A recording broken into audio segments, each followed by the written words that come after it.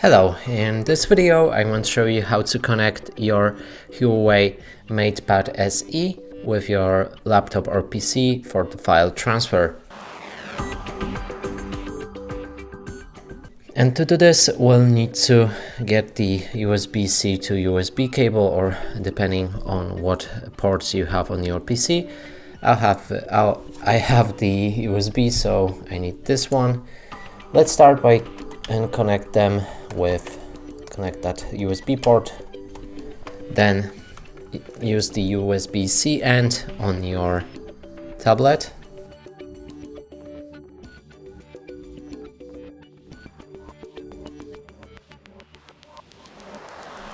So the tablet should start charging, and let's unlock it.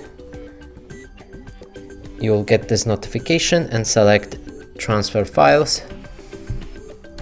Now it should be visible on your PC or laptop, so open File Manager, enter this PC and select this one, AG55W09. It could have different name for you, and here's internal storage. You can copy and paste files however you like.